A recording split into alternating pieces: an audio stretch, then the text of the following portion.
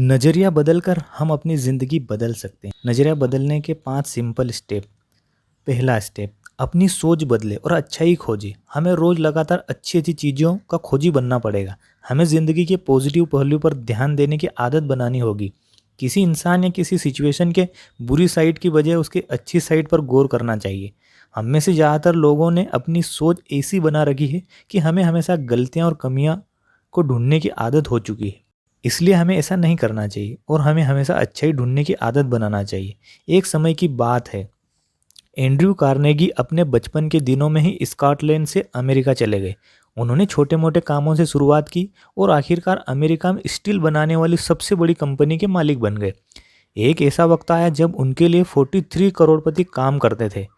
करोड़ रुपए इस जमाने में बहुत होते हैं, लेकिन सन 1920 के आसपास तो उनकी कीमत बहुत ज़्यादा थी। किसी ने कार्नेगी से पूछा, आप लोगों से कैसे पेश आते हैं? उन्होंने जवाब दिया, लोगों से पेश आना काफ़ी हद तक सोने की खुदाई करने जैसा है। हमको 1 तोला सोना खोद निकालने के लिए कई टन मिट्टी हटानी पड़ती, लेकिन खुदाई करते वक्त हमारा ध्यान मिट्टी पर नहीं बल्कि सोने पर रहता है। एंड्रयू कार्नेगी के जवाब में एक महत्वपूर्ण संदेश छिपा हुआ है। हो सकता है कि किसी इंसान ने किसी हालत में कोई अच्छी बात साफ तौर पर न दिखाई दे रही हो। ऐसी हालत में हमें उसे गहराई में जाकर तलाशना होगा। हमारा मकसद क्या है? सोना तलाशना। अगर हम किसी इंसान या किसी चीज़ में कमियां ढूंढेंगे तो हमको ढेरों कमियां दिखाई देगी, लेकिन हमें किसी चीज़ की तलाश है, सोने की या मिट्टी की। कमियां ढूंढने वाले तो स्वर्ग में भी कमियां निकाल देंगे। अधिकतर लोगों को वही मिलता है जिसकी उन्हें तलाश होती है। सेकेंड स्टेप, हर काम फौरन करने की आदत डालें। हम सभी ज़िंदगी में कभी न कभी टालम-टोल करते हैं।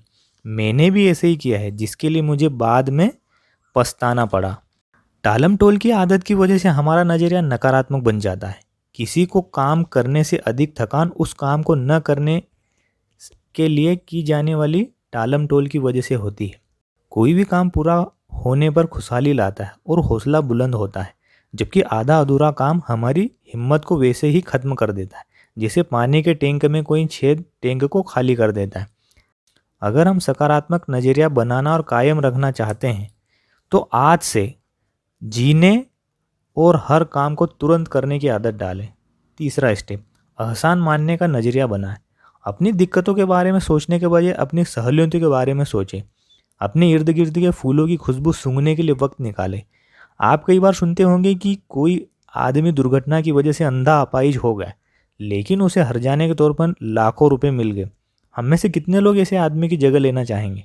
ऐसा चाहने वाला शायद ही कोई होगा।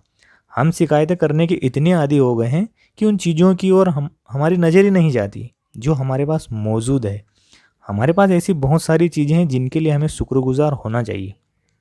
चौथा स्टेप, लगातार ज्ञान हासिल करने का कार्यक्रम बनाएं। ज्ञान शक्ति नहीं है। हमें अक्सर यह बताया जाता है कि ज्ञान शक्ति है, लेकिन ये असलियत नहीं है। ज्ञान तो महज एक जानकारी का नाम है। ज्ञान में शक्ति बनाने की क्षमता है और यह तभी शक्ति बनता है जब इसका इस्तेमाल किया जाता है। एक इंसान पढ़ना नहीं जानता, दूसरा पढ़ना जानते हुए भी नहीं पढ़ता है। दोनों में क्या फ़र्क है? बेन फ्रैंकलिन कहते हैं, कोई खास फ़र्क नहीं है। सीखने और खाने में काफ़ी समानता है। अहम बात यह नहीं है कि हमने कितना खाया है, बल्कि यह होती है कि हमने कितना पचा है। सच है कि ज्ञान में शक्ति छिपी होती है, पर असली शक्ति बुद्धिमत्ता है कि हम हमारे पास जो ज्ञान है उसका कैसे इस्तेमाल करते हैं। पांचवा स्टेप, नकारात्मक असर से बचे। अधिकतर लोगों के लिए यह बात सच है, जैसा कि ऑलिवर बेंडहॉल होम्स ने कहा। हमारी ज़िंदगी का सबसे दुर्भाग्यपूर्ण पहलू यह है कि ज़्यादातर लोग मन में कुछ करने की इच्छा लिए ही कब्र में चले जाते हैं। हम अपनी ही दूरदर्शिता की कमी की वजह से आगे नहीं बढ़ पाते। अगर हम चील की तरह आकाश की बुलंदियों को छूना चाहते हैं, तो हमको चील के तौर तरीकों को सीखना होगा। अगर हम खुद को कामयाब लोगों के साथ जोड़ेंगे, तो हम भी कामयाब हो जाएंगे। अगर हम चिंतकों के साथ जुड़ेंगे, तो हम भी चिंतक बन जाएंगे। यदि हम देने वालों के साथ रहेंगे, तो देने वाले बन जाएंगे। और अगर हम नकारात्मक सोच वाले लोगों के साथ रहेंगे, तो हम भी वैसे ही बन जाएंगे।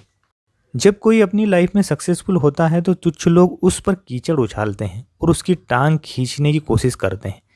जब हम ऐसी सिचुएशन से खुद को बचा लेते हैं, तो हम जीत जाते हैं। मार्शल आर्ट में सिखाया जाता है कि जब कोई हम पर हमला करे, तो उसे रोकने की बजाय अपनी जगह से हट जाइए, क्यों? इसलिए कि रोकने के लिए ऊर्जा की ज़रूरत होती है, उसका इस्तेमाल और बेहतर कामों के लिए क्यों नहीं किया जाए? तुच्छ लोगों से उलझने के लिए हमको उनके स्तर तक नीचे गिरना पड़ता है और वे यही चाहते हैं, क्योंकि ऐसा करके हम उनमें से एक बन जाते हैं। इसलिए खुद को नीचे मत गिराइए। और अगर आप में भी बुरी आदतें हैं, नशा करना, अश्लील साहित्य पढ़ना और देखना, तो सतर्क हो जाएं। इस तरह की चीज़ें आपको गलत करने के लिए उकसाती है और मजबूर करती है। इसलिए अच्छी आदत बनाएं और खुद को सफल बनाएं और दूसरों को भी सफल बनाने को प्रोत्साहित करें। यह अच्छी बातें मैंने शिव खेड़ा द्वारा लिखी गई यू कैन विन बुक से बताई है। दोस्तों, इस बुक में बहुत सारी और अच्छी बातें हैं जिन्हें सीखकर हम खुद को और अपग्रेड कर सकते हैं और आगे बढ़ सकते हैं। दोस्तों, कैसा लगा यह वीडियो? लाइक और कमेंट करके ज़रूर बताएं। और अभी हमारे चैनल पर आप नए हैं तो चैनल को सब्सक्राइब कर बेल आइकन को जरूर प्रेस कर लें, ताकि इस तरह की लेटेस्ट वीडियो आप तक पहले पहुंच सके। मिलते हैं दोस्तों अगले वीडियो में। तब तक के लिए अपना ख्याल रखें।